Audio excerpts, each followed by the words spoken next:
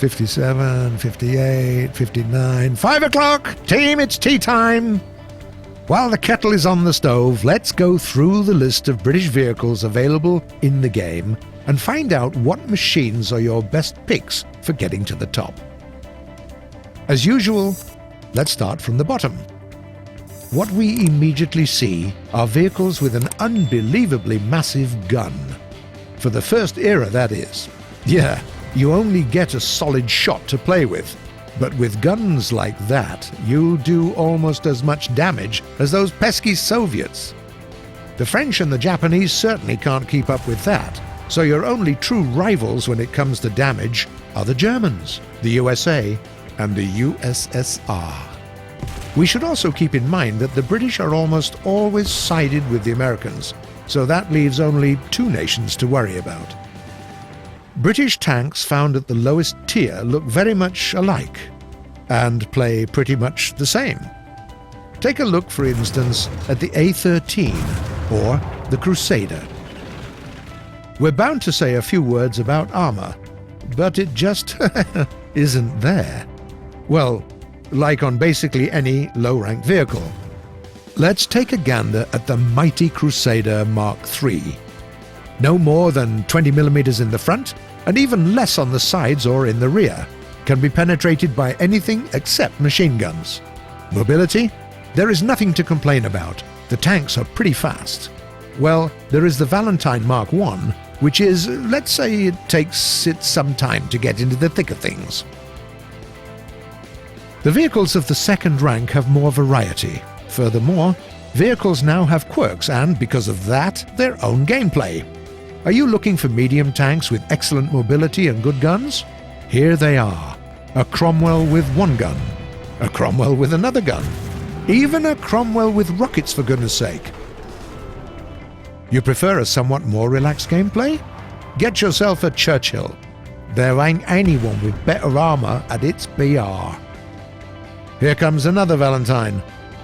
Probably rushes to join the fray as well. Wait, what's that? A tank without a gun? No MGs either? That's just a harmless archer. The third era will be here for a while. Take a good hard look at this baby. A 17-pounder gun.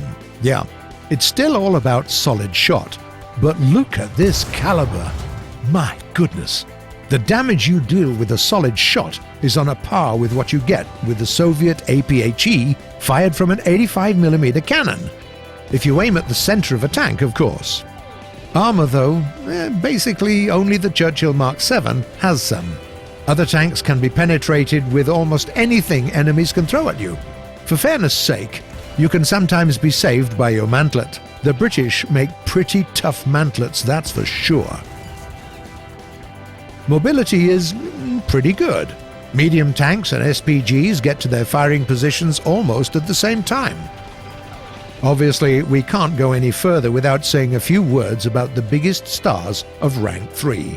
These are, indisputably, the Sherman Firefly, and its premium version, the Scorpion. Also, the Comet and the Avenger. A 17-pounder, good mobility, and a thick mantlet. These vehicles make for very tough opponents. Here comes the most interesting part. The vehicles of Rank 4. Here, almost every machine deserves a video of its own. We'll try to keep it as short and informative as possible. At BR 5.7, you get the beauty called the Centurion Mark I. It has mobility, it has shells fully capable of one-shotting enemies, even decent armor. A bit higher, at BR 6.3, you can find the Charioteer. What can we say? A 20-pounder gun at BR 6.3. Your APDS can penetrate the upper frontal plate of the T-44. Conclusion: forget about enemy armor. For an owner of a Charioteer, it simply doesn't exist. The same applies to the Centurion Mark III, the FV-4202, or the Carnarvon. This same powerful gun, but now with a fully working stabilizer. By the way, Britain is the only nation that has stabilizers like this on Rank 4 vehicles. A huge advantage. The fifth era, not a big list, only 6 names. 3 medium tanks, a heavy, an SPG, and an SPAAG. A lot of L1 and L7 guns, a somewhat thicker armor, somewhat better penetration rates, but all in all, nothing to write home about. Brace yourself for some tough battles. Keep calm and carry on. Time for the last era, the 6th. Did you harden yourself in the crucible of the 5th rank?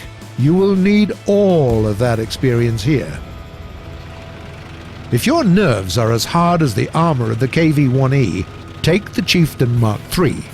It's the slowest MBT at its BR and has no APFSDS. APDS or HESH only, but you get a very well-protected turret.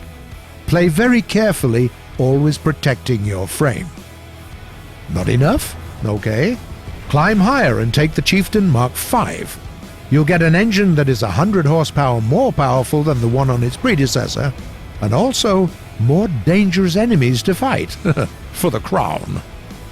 If that's not enough to faze you, raise the ante and get yourself a Chieftain Mark X.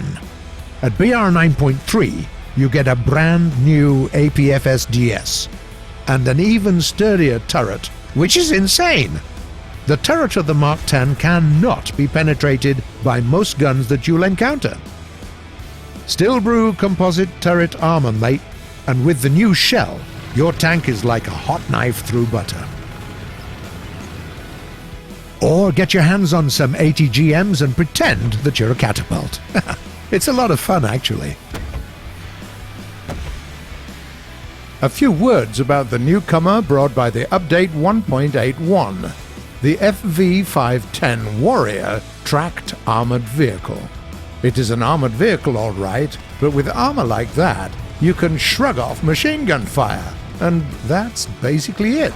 Yeah, you can survive a few serious hits thanks to the roomy fighting compartment, but that's not what the Warrior's about. It is all about mobility and firepower. At first glance, its weapons are hardly an overkill.